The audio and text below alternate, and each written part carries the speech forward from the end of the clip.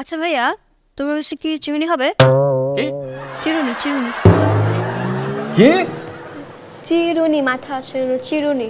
আচ্ছা তুমিও আমার সাথে শুরু করলে না? আচ্ছা আমার কাছে কিভাবে চিরুনি হবে? আমার চুল আছে। আমি ভুলে গিয়েছিলাম।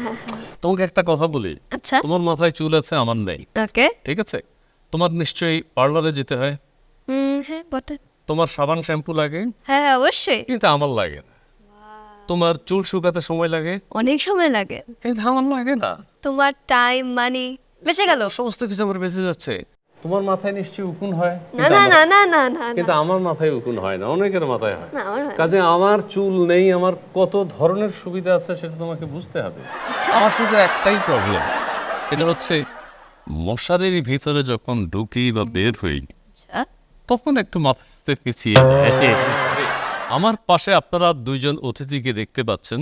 একজন হচ্ছে আমাদের চিত্রনায়ক জায়েদ খানের ভীষণ ভক্ত, আরেকজন হচ্ছেন আমাদের ভিলেন মিশা সওদাগরের ভীষণ ভক্ত। আজকে ঈদের বাজনা বাজারে অনুষ্ঠানে এই দুজনকে আমরা আমন্ত্রণ জানিয়েছি। আচ্ছা প্রথমে আমরা জায়েদ খানের কাছে যাই। হেলিকপ্টারে উঠে কি যেন করতে একটা ডিগবাজি দিয়েছিলাম, হেলিকপ্টার তখন থেকে তো ভাইরাল হ্যাঁ। পরিমাণে খেয়েছে। আপনি শুনলে অবাক হবেন এবং তোমরা শুনলে অবাক হবা।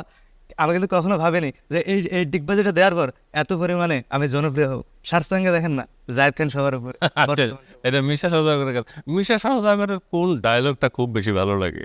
মুসলিমের নজর পায়ে আর মুসল্লির নজর কপালে রে, টাইগার টগরের নজর শত্রুর জানে।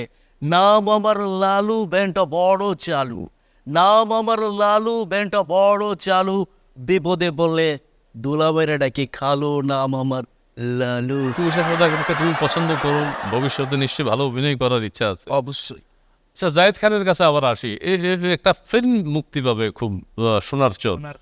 হ্যাঁ, সেই ব্যাপারে আপনার অনুভূতি কি?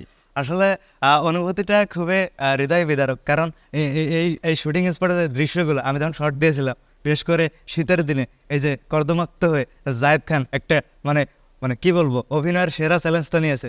আসলে আমি বলবো যে এই সোনার চর মুভিতে জায়েদ খানকে সবাই একটা নতুন লোকে এবং একজন অভিনেতা জায়েদ খানকে খুঁজে পাবে মানুষ। বিশেষ করে মেয়েরা আমাকে বেশি সাপোর্ট দেবে। তোমরা শুনলে অবাক হবা এবং তোমাদেরকে এগুলো বলতে হয় যে মেয়েরা আমার ছবি আসলে শয়নের স্বপ্নে দিন রাত কিন্তু দেখে। তো এগুলো আমি বলি না, আসলে তারাই নিজের ইচ্ছা থেকে জায়েদ খানকে পছন্দ থেকে করে। আচ্ছা জায়েদ খানকে খুব পছন্দ। খুবই পছন্দ একটা চ্যালেঞ্জ আমি ছড়ে দিচ্ছি, তোমারও সাক্ষী রেখে বলছি।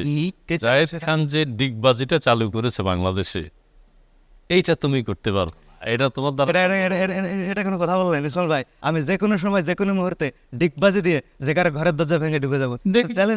চ্যালেঞ্জ পারবে না, পারবে না।